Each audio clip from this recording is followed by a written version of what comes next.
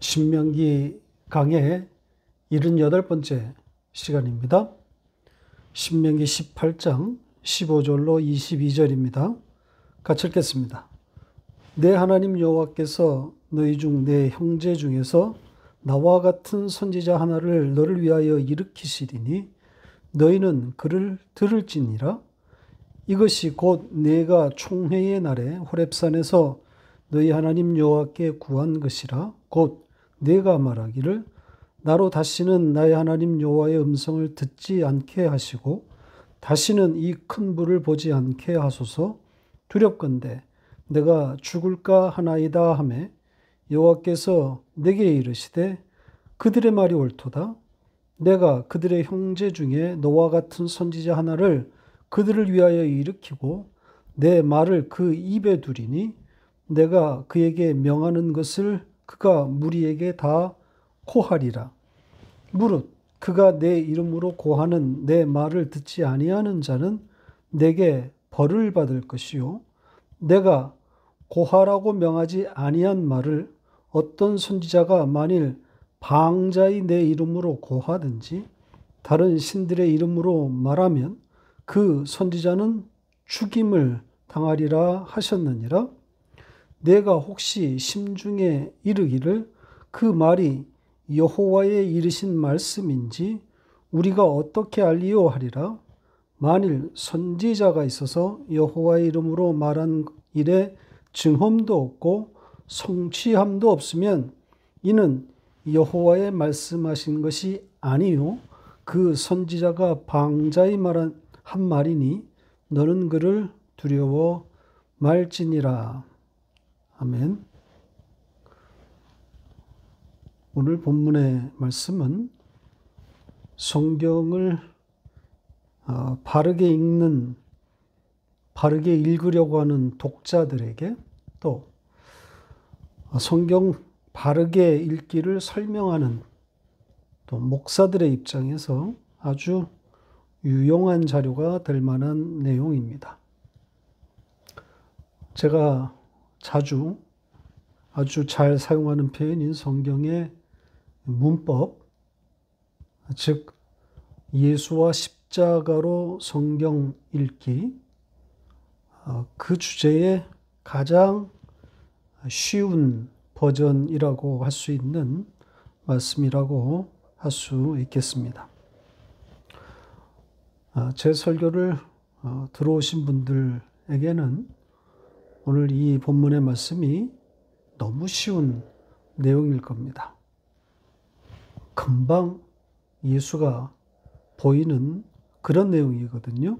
여기에 등장하는 하나님이 일으키실 모세와 같은 한 선지자가 오실 메시아, 예수 그리스도라는 것이 너무 명백하게 보인단 말입니다. 오늘 본문 말씀이 예수 그리스도를 향하고 있다는 것을 부정하는 학자는 사이비가 아닌 이상 한 사람도 없을 겁니다. 너무나 명백하거든요. 그래서 굳이 이 말씀이 신약에 인용된 곳으로 찾아가지 않더라도 금방 알만한 내용입니다. 그래도 확인하고 가겠습니다. 사도행전 3장 20절로 24절입니다. 같이 읽겠습니다. 또 주께서 너희를 위하여 예정하신 그리스도 곧 예수를 보내시리니 하나님이 영원 전부터 거룩한 선지자의 입을 의탁하여 말씀하신 바 만유를 회복하실 때까지는 하늘이 마땅히 그를 받아두리라. 모세가 말하되 주 하나님이 너희를 위하여 너희 형제 가운데서 나 같은 선지자 하나를 세울 것이니 너희가 무엇이든지 그 모든 말씀을 들을 것이라. 누구든지 그 선지자의 말을 듣지 아니하는 자는 백성 중에서 멸망받으리라 하였고 또한 사무엘 때부터 오므로 말한 모든 선지자도 이 때를 가리켜 말하였느니라. 오순절 성령 강림 사건 후에 얼마 되지 않아서 베드로 사도가 성전에 기도하러 올라간 그때에 설교한 그 설교의 내용 중에 일부입니다. 오늘 본문의 그 18장의 명기 18장의 말씀을 그대로 인용해서 모세와 같은 선지자가 바로 예수 그리스도였음을 확인해 주고 있는 그런 내용 아닙니까? 자, 그런데 한번 생각해 보세요. 이 말씀을 현장에서 들은 이스라엘 백성들, 심지어는 이 말을 전한 모세가 정작 지금 말하고 있는 그 선지자가 예수 그리스도라는 것을 알았을까요? 오늘 우리가 아는 것처럼 그렇게 선명하게 알지 못했을 겁니다. 특히 이스라엘 백성들은 더더욱 이 선지자가 예수 그리스도라고 하는 그런 생각은 전혀 하지 못했을 겁니다. 아마도 모세와 같은 또 다른 영도자가 오겠구나 이렇게 생각했겠죠. 자, 이런 이해는 이스라엘 중에서 이제 전통이 되어서 모세와 같은 큰 선지자의 등장을 고대하게 됩니다. 그러니까 예수 그리스도 메시아로 연결하지는 못한 채 선지자, 큰 선지자, 나라를 구하는 위대한 선지자를 고대하게 되는 거겠죠. 그리고 이들의 이러한 이해와 또 기대에 걸맞게 때에 따라 선지자들이 등장했습니다. 사사시대, 왕정시대, 그리고 바벨론 포로 시대를 거치면서 하나님의 뜻을 전하는 여러 선지자들이 등장했습니다. 자, 그러다가 말라기 선지자를 끝으로 선지자 계보가 끊깁니다. 약 500년간 예수가 오기 전 그 500년간 선지자가 등장하지 않습니다. 학자들은 이 시기, 이 선지자가 등장하지 않는 이 기간을 중간기다 혹은 흑암기다 그렇게 부릅니다. 이 기간 동안 이스라엘은 페르시아, 헬라, 또 로마 제국 이렇게 차례로 지배를 받으면서 식민지 국가로 전락합니다. 가끔 마카비 혁명 같은 그런 독립운동들이 있어 오기는 했지만 좀처럼 자립국가로 그렇게 세워지지 못합니다. 강력한 지도자, 이스라엘을 한데 모을 만한 큰 선지자가 나타나지 않았기 때문이겠죠. 그래서 세례 요한이 등장했을 때 이스라엘이 열광했던 겁니다. 이 중간기라고 부르는 약 500여 년 만에 선지자 같은 선지자가 나타난 거란 말이죠. 이제 세례 요한이야말로 로마로부터 이스라엘을 구해줄, 독립시켜줄 위대한 선지자라고 생각했을 겁니다. 그런 백성의 기대를 한 몸에 받았던 세례 요한이었는데 그 요한보다 더 강력한 선지자가 바로 이어서 등장하는데 바로 그가 나사렛 예수입니다. 그 예수는 세례 요한보다 더 강력하게 사람들에게 어필하게 되는데 그럴 수 있었던 것은 그가 행하는 기사와 이적 때문입니다. 귀신을 쫓아내고 온갖 병을 고치고 바람을 멈추게 하고 바다 위를 걷기도 하고 심지어 죽은 자를 살려내기까지 합니다. 그러니 열광할 수밖에 없지 않겠습니까? 이제 독립은 시간 문제이고 다윗 시대의 그 영화를 재현할 그 시대를 능가하는 새 왕국, 새 시대가 도래할 것임을 의심하지 않았을 겁니다. 이스라엘이 천하를 지배하는 그 선민 사상의 완성 지점을 꿈꾸었을 겁니다. 예수님의 제자들도 이 같은 꿈을 꾸지 않았습니까? 그래서 자기들끼리 자리 다툼을 한 것 아닙니까? 그런데 백성들의 이 기대가 산산이 무너집니다. 그 선지자가, 그 예수가 자기들이 바라는 대로 일을 해주지 않는 겁니다. 왕으로 등극만 하면 되는데 이 선지자가 도망만 하고 왕으로 세울 때마다 피해버립니다. 그러니까 배신감만 늘어가는 거겠죠? 배신당하는 기분이었을 겁니다. 이런 배신감들이 쌓여가다가 마침내 자기들의 손으로 자기들이 왕으로 모시려고 했던 예수를 십자가에 못 박으라고 아우성치게 되는 겁니다. 모세가 말했던 그 선지자가 왔는데 그 선지자의 말을 들으라고 했는데 듣지 않는 거죠. 아니, 들리지 않는 겁니다. 자기들의 지금 현안인 이 독립 문제, 로마로부터의 독립, 이것만 들으려고 했기 때문에 그 선지자가 전하는 회개하라, 천국이 가까이 왔다, 그 말이 들리지 않는 겁니다. 모세가 말했던 그 선지자, 그 오실 그 선지자가 이럴 리가 없다라고 생각했었던 거죠. 빛이 어둠을 뚫고 자기 백성에게 왔는데 그를 영접하는 자가 없는 겁니다.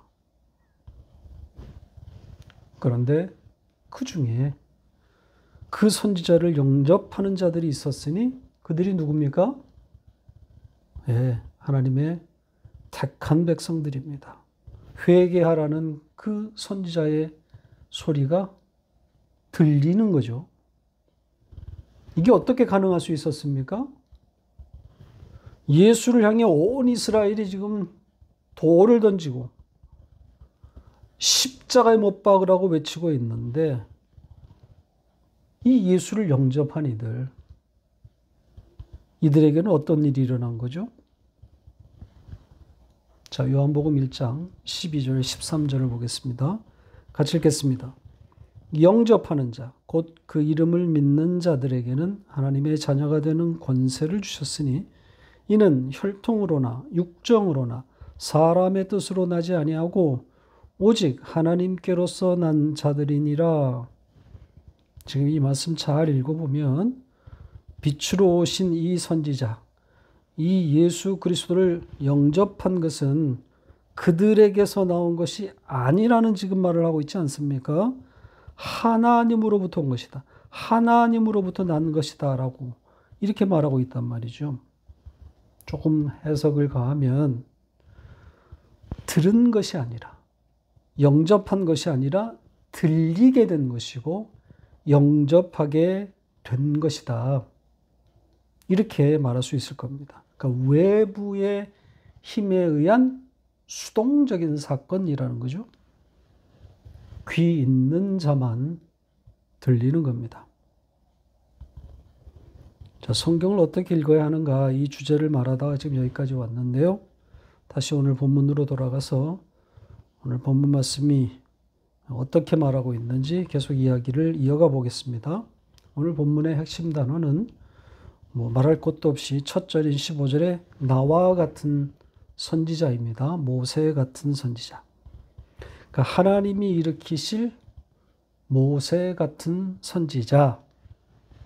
그 선지자가 오면 그의 말을 듣게 될 것이다. 오늘 말씀이 이렇게 시작되고 있습니다. 너희는 그의 말을 들을지니라. 좀 애매한 번역이지요. 요즘 어법이 아닌데요. 들을지니라. 명령조로 들립니다. 그러나 원문은 명령이 아니라 화자의 말하는 사람의 의지가 담긴 평서문입니다. 그러니까 너희는 그의 말을 듣게 될 것이다. 이런 거죠. 그러니까 들어달라고 부탁하고 있는 것이 아니라 하나님의 의지로 이런 일이 일어날 것이다. 이런 말씀을 하고 있는 겁니다. 자, 그러니까 지금 이 말씀의 진짜 수신자, 대상이 되는 자가 누가 되는 거겠습니까? 그 선지자의 말을 듣게 되는, 아니 그 말이 들리는 하나님의 택한 백성들을 지금 대상으로 말씀하고 있는 거죠. 귀 있는 자는 듣게 될 것이다. 이런 취지인 겁니다. 들리는 자가 복된 자입니다. 자, 마태복음에도 이와 흡사한 표현이 등장합니다. 17장으로 가보겠습니다. 1절로 5절 같이 읽겠습니다. 엿새 후에 예수께서 베드로와 야고보와 그 형제 요한을 데리시고 따로 높은 산에 올라가셨더니 저희 앞에서 변형되사 그 얼굴이 해같이 빛나며 옷이 빛과 같이 휘어졌더라. 때에 모세와 엘리야가 예수로 더불어 말씀하는 것이 저희에게 보이거늘 베드로가 예수께 여짜와 가로되 주여 우리가 여기 있는 것이 좋사오니 주께서 만일 원하시면 내가 여기서 초막 셋을 짓되 하나는 주를 위하여 하나는 모세를 위하여 하나는 엘리야를 위하여 하리이다.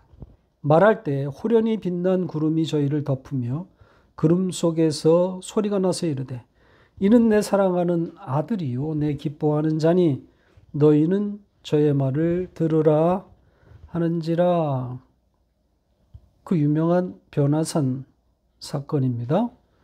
예수께서 세 제자를 데리고 산에 올라가신 그때 일어난 일인데요. 그곳에서 예수의 변형된 모습과 또 모세와 엘리야가 내려와 예수와 함께 대화하는 것을 이 제자들이 목격하고 너무 좋아서 너무 신기해서 내려가지 말고 여기서 집을 짓고 함께 하자고 하는 그런 요청을 하고 있는 그런 내용입니다. 바로 여기서 이 구름 속에서 음성이 들리기를 너희는 그의 말을 들으라.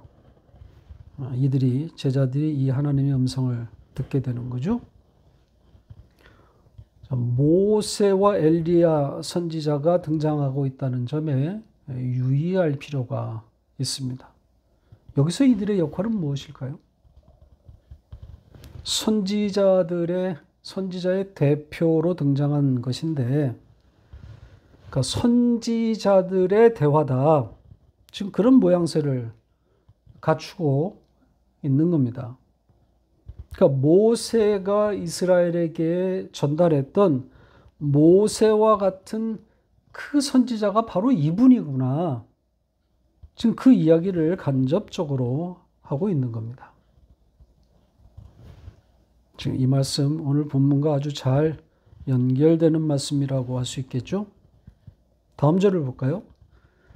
16절부터 18절까지의 내용인데요. 하나님이 왜 모세 같은 선지자를 보내시는가? 그 배경에 대한 내용이라고 할 수 있습니다. 호렙산 이야기가 등장합니다. 이스라엘 백성이 하나님께 요청했다는 내용이 지금 나오고 있는데요. 어떤 요청을 했다 그럽니까? 다시는 하나님의 음성을 직접 듣는 일이 없도록 그렇게 요청하고 있죠. 음성뿐 아니라 큰 불도 보지 않도록 그렇게 구했다 그럽니다. 그러니까 호렙산에서 이스라엘이 총회로 모였을 때 불로 나타나신 하나님, 그리고 그 하나님의 음성, 그 음성을 듣고 죽을 뻔한, 이스라엘 백성이 죽을 뻔한 그 일을 지금 말하고 있습니다. 신명기 5장에 기록된 십계명이 선포되었던 바로 그 총회를 말하고 있는 것으로 보입니다. 잠깐 확인하고 갈까요? 신명기 5장 22절로 25절 같이 읽겠습니다. 여호와께서 이 모든 말씀을 산 위 불 가운데서, 구름 가운데, 흑암 가운데서 큰 음성으로 너희 총에 이르신 후에 더 말씀하지 아니하시고 그것을 투돌판에 써서 내게 주셨느니라. 산이 불에 타며 캄캄한 가운데서 나오는 그 소리를 너희가 듣고 너희 지파의 두령과 장로들이 내게 나와여 말하되 우리 하나님 여호와께서 그 영광과 위엄을 우리에게 보이심에 불 가운데서 나오는 음성을 우리가 들었고 하나님이 사람과 말씀하시되 그 사람이 생존하는 것을 오늘날 우리가 보았나이다. 이제 우리가 죽을 까닭이 무엇이니까? 이 큰 불이 우리를 삼킬 것이요 우리가 우리 하나님 여호와의 음성을 다시 들으면 죽을 것이라. 그렇죠? 오늘 내용과 거의 흡사하지 않습니까? 불을 보았고 불 가운데서 나오는 하나님의 음성을 듣고 까무러칠 뻔한 그 죽음의 경험을 말하고 있단 말이죠. 이런 경험을 한 이스라엘이 다시는 직접 듣거나 보는 일이 생기지 않도록 요청한 것인데 이에 대해서 하나님은 모세에게 그들의 말이 옳도다 이렇게 응수하셨습니다. 그러면서 그들의 형제 중에서 모세와 같은 선지자 하나를 일으킬 것이다 이렇게 지금 말씀하고 있는 겁니다. 그러니까 앞으로는 하나님이 직접 나타나거나 직접 음성을 들려주지 않고 그들의 형제 중에서 모세와 같은 그런 선지자를 내세워서 그를 통해서 말씀하시겠다는 그런 이야기가 되는 거죠. 그러니까 눈에 보이는 사람, 너희들과 같은 사람, 그런데 모세 같은 큰 선지자 이렇게 말하고 있는 겁니다. 자, 이 선지자가 예수 그리스도라는 것을 알고 읽으면 그 예수 그리스도가 와야만 하는 배경을 하나님이 빌드업하고 있구나 이런 생각을 하게 될 겁니다.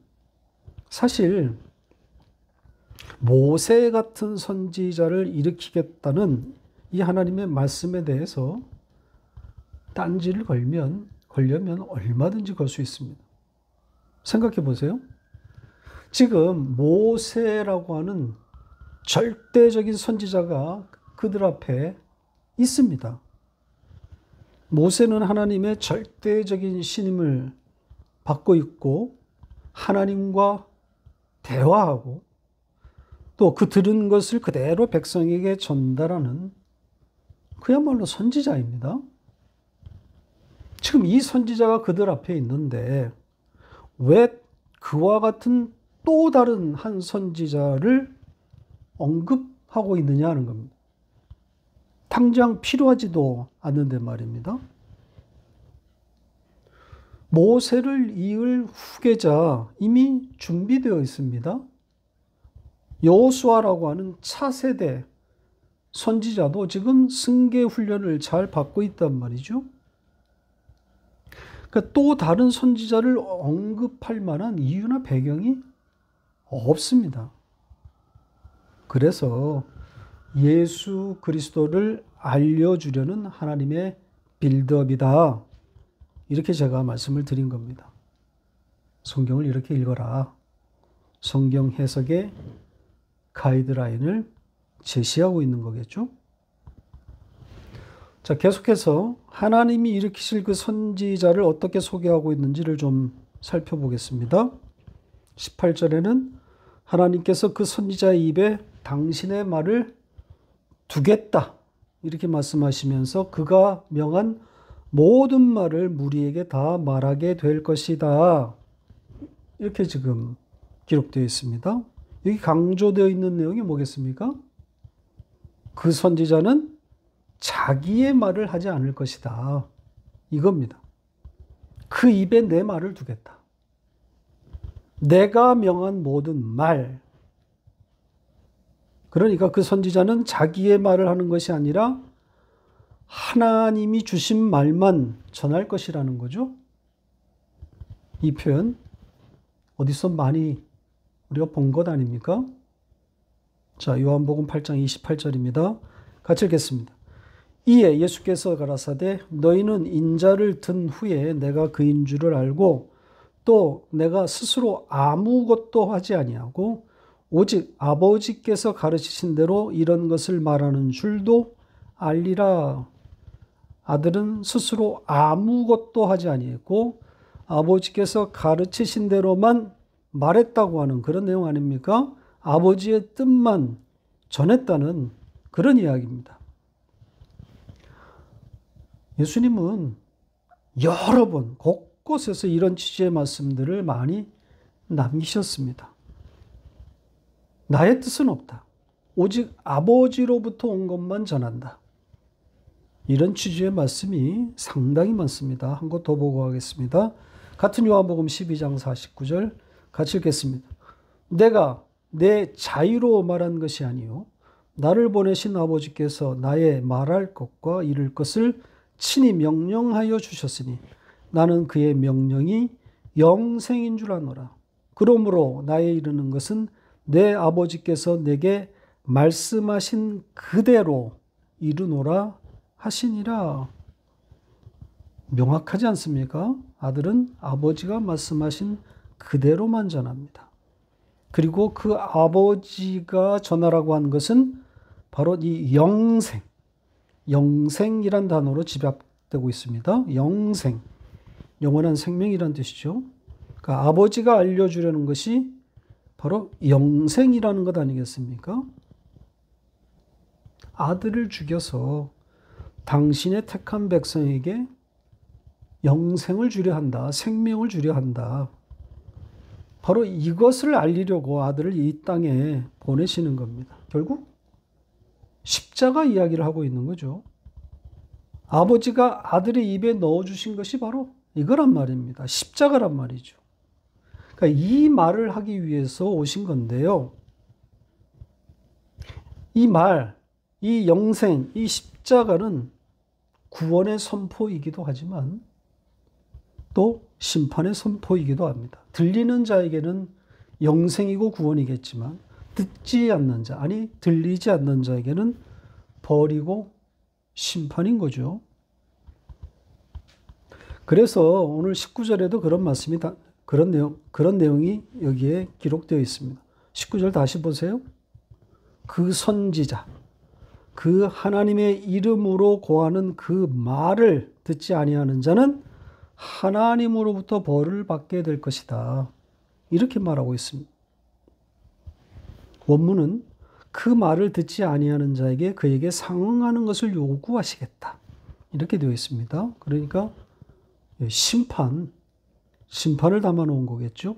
듣지 않는 자, 정확히는 들리지 않는 자에게 벌을 준다, 요구하신다, 심판이 예고되어 있는 겁니다. 십자가가 누구에게는 영생이 되겠지만 누구에게는 심판이 되는 거죠. 십자가의 양면성이라고 할 수 있겠습니다. 마지막 내용으로 가보겠습니다. 20절부터 마지막 22절까지의 내용인데요. 여기서는 가짜 선지자를 등장시켜서 다시 한번 이 모세 같은 그 선지자, 그 예수 그리스도, 그것을 강조하고 있다고 생각이 됩니다. 자, 모세와 같은 한 선지자를 일으킬 것이다. 이렇게 말씀하시고 약간은 뜬금없는 가짜 선지자 이야기가 등장합니다. 가짜 선지자 선별법, 이렇게 이름을 붙일 수 있을 겁니다. 어떤 선지자가 하나님의 명한 바가 아닌 말을 자기 마음대로, 그것도 아버지의 이름을 팔아 전하거나 심지어 다른 신들의 이름으로 전한다면 그 선지자는 죽임을 당할 것이다. 이런 내용입니다. 그리고 이어진 내용도 같은 취지의 말씀입니다. 선지자가 왔고 그 선지자의 말을 들었는데 의심이 생겨서 그의 말이 여호와께로 온 것인지 아닌지 어떻게 할 수 있는가, 이런 의심이 들었다면 그를 추적해 보라는 취지입니다. 그가 여호와의 이름으로 말한 것들에 대한 증험이 있는지, 또 성취함이 나타났는지 확인해 보라는 그런 내용입니다. 증험도 없고 성취도 없다면 그가 전한 말은 하나님께로부터 온 것이 아니라 그 선지자가 지 멋대로 방자히 말한 것이다. 이렇게 말하고 있습니다. 이럴 때는 그를 두려워하지 말라. 이렇게 말합니다.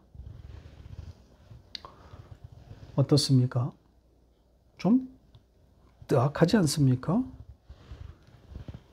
맥락상 가짜 선지자가 등장할 만한 그런 내용이 아니란 말입니다. 지금 모세 같은 선지자. 그런데 자기 마음대로 자기의 말을 전하는 가짜 선지자, 이렇게 지금 대조를 시켜놨단 말입니다. 그러면 앞으로 가짜 선지자들이 많이 등장할 것이니 조심하거라, 이런 이야기입니까? 이렇게 읽어버리면 모세 같은 선지자가 올 것이고 너희는 그의 말을 듣게 될 것이다 라는 오늘 말씀의 중심이 희석될 수 있는 겁니다. 모세 같은 선지자가 올 것을 기다리며 그의 말을 너희는 듣게 될 것이다. 여기에서 가짜 선지자를 조심해야지, 앞으로 가짜 선지자들이 올 것인데 여기로 중심축이 옮겨가게 되는 거란 말이죠. 제 생각은 이렇습니다. 모세 같은 선지자인 예수 그리스도가 와서 아버지의 이름으로 아버지의 뜻을 전하게 될 것인데, 이스라엘이 바라고 그리던 그 선지자의 모습이 아니니 지금 이 말씀이 말한 바처럼 가짜 선지자는 죽임을 당할 것이라고 했으니 우리가 그를 죽이는 것이 마땅하다. 증언도 없고 성취함도 없는 것으로 간주하여 두려워할 필요 없이 담대히 그 선지자를 죽여도 괜찮다. 이 자리로 갈 것이라고 하는 예언으로 저는 읽힙니다. 아까도 말씀드렸다시피 이스라엘이 바라던 선지자상은 다윗 시대의 영화, 그 재현을 꿈꾸는 그런 강력한 임금입니다. 그러니까 선지자가 그런 모습으로 나타나지 아니하면 증언도 성취함도 없는 것으로 간주했을 겁니다. 그러니까 가짜 선지자가 와서 신기한 능력으로 미혹한다고 생각했을 거란 말이죠. 그래서 예수를 그들이 그렇게 대한 거예요. 그래서 담대히 돌을 듣는 것이고 결국 십자가에 못 박으라고 외친 거란 말입니다. 들을 귀가 없었던 거죠. 그러니까 가짜 선지자를 구별하라고 하는 이 말씀이 들을 귀가 없는 자들에게는 그게 마치 복음이 돼서 진짜 선지자를 죽이게 되는 그런 결과를 가져오는 겁니다. 결과적으로 이 가짜 선지자 구별법은 이스라엘이 예수를 죽이는 데에 막대한 공헌을 한 셈입니다.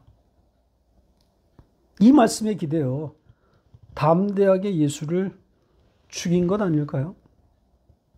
증언도 없고 성취함도 없는 선지자는 두려워하지 말라고 그랬고, 그런 가짜는 죽임을 당할 것이다. 이렇게 말씀하셨으니까 그 말씀이 그들에게 얼마나 힘이 됐겠습니까? 그렇게 모세와 같은 선지자가 이스라엘에서 일어났는데 그 선지자를 자기 백성들이 십자가의 형틀로 몰아갔고 그렇게 그 선지자는 사라지고 마는 겁니다. 모세 같은 선지자의 어쩔 수 없는, 피할 수 없는 운명인 거죠. 죽음으로 끝나야 하는 거란 말이죠. 십자가라고 하는 비극으로 끝나야 그것으로 말미암아 살아난 자들이 생기기 때문입니다. 이 가짜 선지자 구별법은 이런 맥락에서 진짜 죽이기, 진짜 선지자 죽이기 프로젝트다. 이렇게 말할 수도 있을 겁니다. 이스라엘이 무슨 재주로 진짜와 가짜를 구별할 수 있냐 말입니다. 생각해 보세요. 선악과를 따먹고 우상 숭배가 일상인 그런 자들에게 증험과 성취함을 논한다는 것이 말이 됩니까?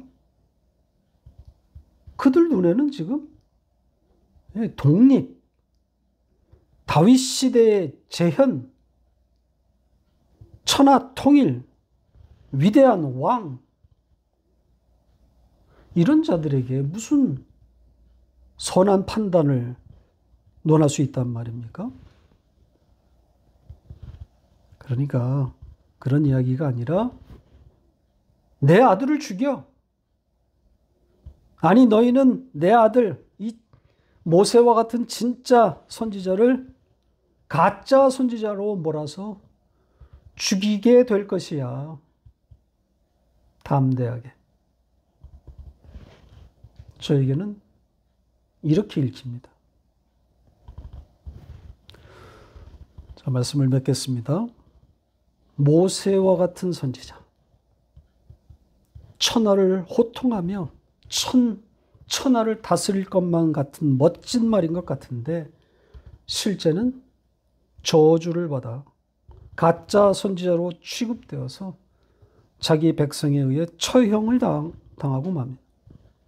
십자가라고 하는 참혹한 저주의 자리에 매달리는 그런 삶으로 마감하게 되는 거죠. 분명 만왕의 왕이신 예수 그리스도인데 이 땅에서는 한 번도 그 왕의 위엄을 나타내신 적이 없습니다. 왜냐하면 그러려고 하나님이 아들을 보내신 것이 아니기 때문입니다. 아들 예수는 아버지의 뜻에 순종하여 왕의 자리를 버리고 십자가라고 하신 겁니다. 죽기까지 복종하신 거죠.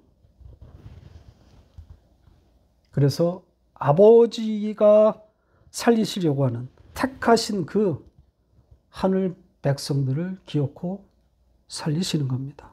딱 그것만 이루고 가신 겁니다. 아버지의 그 백성을 향한 사랑 때문인 거죠. 우리가 그 사랑을 받은 자들 아닙니까? 모세 같은 선지자의 죽음으로 살아나게 된 비싼 존재들이 되었단 말입니다. 값 나가는 자들답게 비싼 존재들답게 하늘 위에서 놀아보자고요.